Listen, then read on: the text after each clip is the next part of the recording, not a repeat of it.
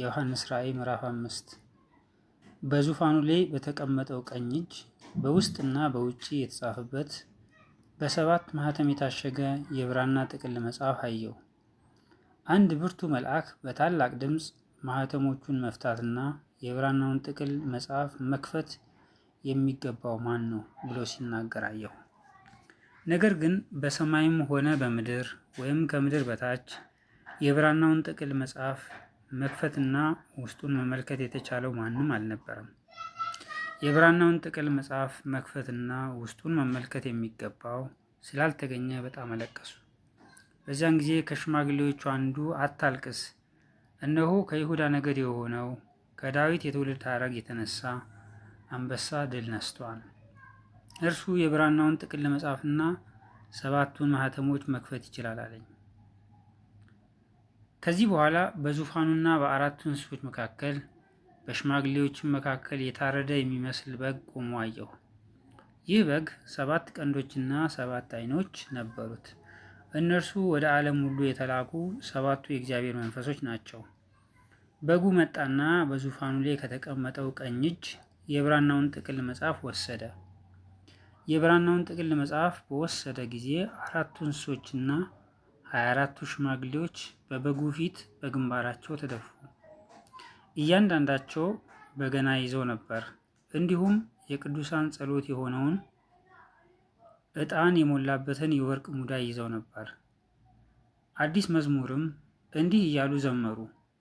በደምህ ከየነገዱ፣ ከየቋንቋው፣ ከየወገኑ፣ ከየሕዝቡ ሰዎችን ለእግዚአብሔር ለመዋጀት አንተ ስለታረድህ የብራናውን ጥቅል መጽሐፍ ለመውሰድና ማኅተሞቹን ለመክፈት የተገባ ሆነሃል። ለአምላካችንም የካህናት መንግሥት እንዲሆኑ አድርጋቸዋል፣ በምድርም ላይ ይነግሣሉ።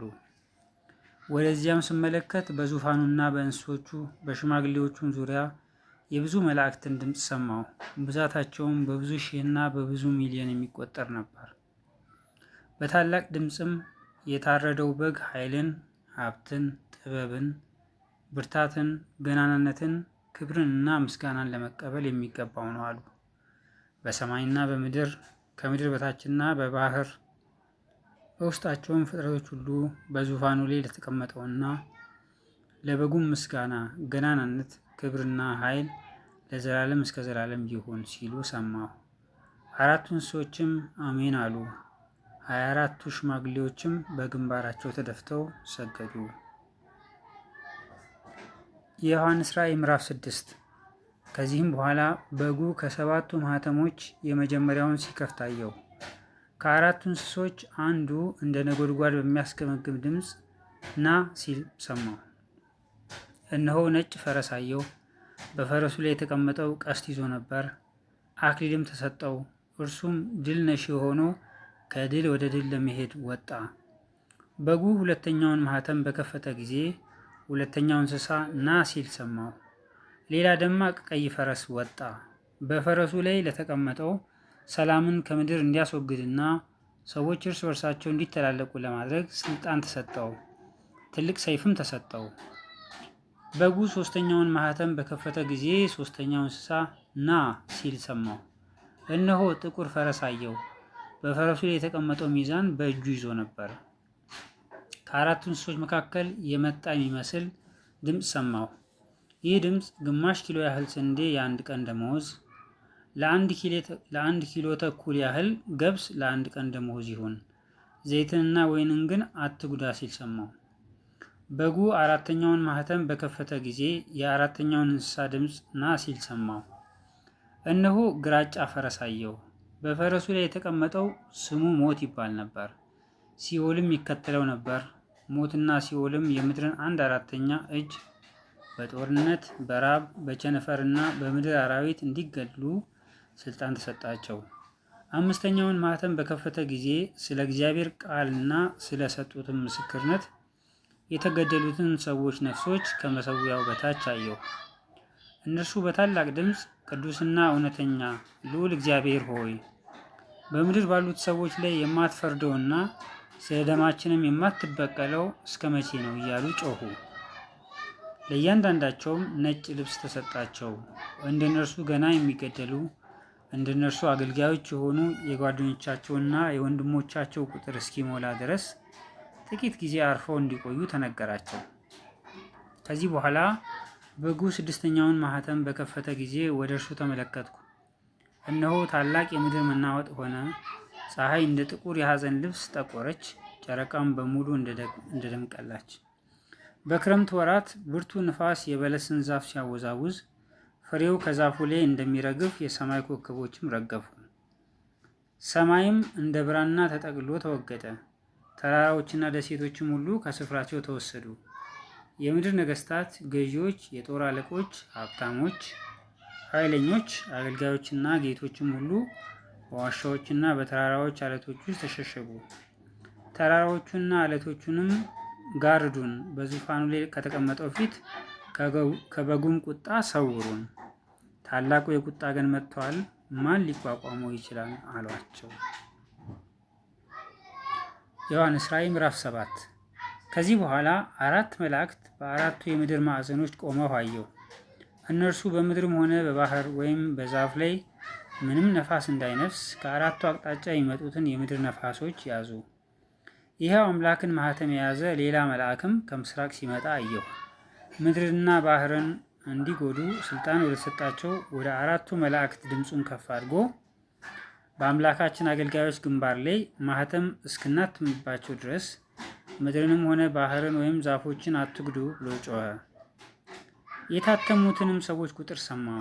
ከእስራኤል ነገዶች ሁሉ የታተሙት ሰዎች ቁጥር 144,000 ነበር። ከይሁዳ ነገድ የታተሙት 12,000፣ ከሮቤል ነገድ 12,000፣ ከጋድ ነገድ 12,000፣ ከአሴር ነገድ 12,000፣ ከንፍታሌም ነገድ 12,000፣ ከምናሴ ነገድ 12,000፣ ከስምዖን ነገድ 12,000፣ ከሌዊ ነገድ 12,000፣ ከይሳኮር ነገድ 12,000፣ ከዛብሎን ነገድ 12,000፣ ከዮሴፍ ነገድ 12,000፣ ከብንያም ነገድ 12,000 ነበሩ። ከዚህ በኋላ ተመለከትኩ፣ እጅግ ብዙ ሰዎችም አየሁ። በእነርሱ ከሕዝብና ከነገድ ከወገንና ልዩ ልዩ ቋንቋ ከሚናገሩ ሁሉ የተውጣጡ ነበሩ። እነዚህ ነጭ ልብስ ለብሰው የዘንባባ ዝንጣፊ በእጃቸው ይዘው በዙፋኑና በበጉ ፊት ቆመው ነበር። በታላቅ ድምፅ እየጮሁም ማዳን በዙፋኑ ላይ የተቀመጠው የአምላካችንና የበጉ ነው ይሉ ነበር። መላእክቱ ሁሉ በዙፋኑና በሽማግሌዎቹ በአራቱ እንስሶች ዙሪያ ቆመው ነበር። በዙፋኑ ፊት በግንባራቸው ተደፍተው ለእግዚአብሔር ሰገዱ፣ እንዲህም አሉ: አሜን። ውዳሴ፣ ገናናነት፣ ጥበብ፣ ምስጋና፣ ክብር፣ ኃይል፣ ብርታት ለአምላካችን ለዘላለም እስከ ዘላለም ይሁን፣ አሜን። ከሽማግሌዎቹ አንዱ ወደ እኔ መለስ ብሎ እነዚህ ነጭ ልብስ የለበሱ እነማን ናቸው? ከወዴትስ መጡ አለኝ። እኔም ጌታ ሆይ አንተ ታውቃለህ አልሁት። እርሱም እንዲህ አለኝ፣ እነዚህ ታላቁን መከራ አልፎ የመጡ ናቸው። ልብሳቸውንም በበጉ ደም አጥበው ነጭ አድርገውታል። ስለዚህ በእግዚአብሔር ዙፋን ፊት ሆነው ሌሊትና ቀን በመቅደሱ ያገለግሉታል። በዙፋኑ ላይ የተቀመጠውም መጠለያቸው ይሆናል። ከእንግዲህ ወዲህ አይርባቸውም፣ አይጠማቸውም፣ ፀሐይ አይመታቸውም፣ ሙቀት አያገኛቸውም። በዙፋኑ መካከል ያለው በግ እረኛቸው ይሆናል፣ ወደ ሕይወት ውሃ ምንጭም ይመራቸዋል። እግዚአብሔር እንባን ሁሉ ከዓይናቸው ይጠርግላቸዋል። የዮሐንስ ራእይ ምዕራፍ 8። በጉ ሰባተኛውን ማኅተም በከፈተ ጊዜ እኩል ሰዓት ያህል በሰማይ ዝምታ ሆነ። በእግዚአብሔር ፊት የሚቆሙትን ሰባቱን መላእክት አየሁ። ለእነርሱ 7 እምቢልታዎች ተሰጧቸው። የወርቅ ጥና የያዘ ሌላ መልአክ መጣና በመሰዊያው አጠገብ ቆመ። በዙፋኑ ፊት ባለው የወርቅ መሰዊያ ላይ ከቅዱሳን ጸሎት ጋር የሚያቀርበው ብዙ ዕጣን ተሰጠው። የዕጣኑ ጢስ ከቅዱሳን ጸሎት ጋር ከመልአኩ እጅ ወደ እግዚአብሔር ፊት ወጣ። ከዚህ በኋላ መልአኩ ጥናውን ይዞ ከመሰዊያው እሳት ሞላበትና ወደ ምድር ወረወረው። ነጎድጓድ፣ ድምፅ፣ መብረቅ፣ የምድር መናወጥም ሆነ።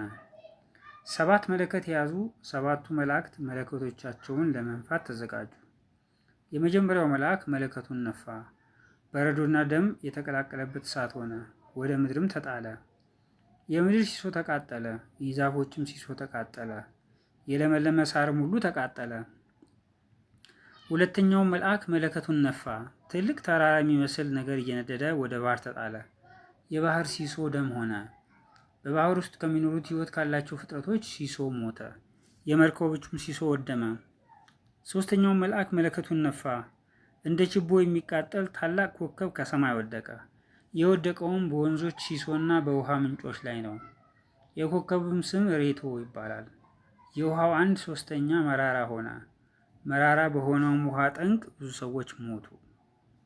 አራተኛው መልአክ መለከቱን ነፋ። የፀሐይ 1/3፣ የጨረቃ 1/3፣ የኮከቦች 1/3 ተመታ።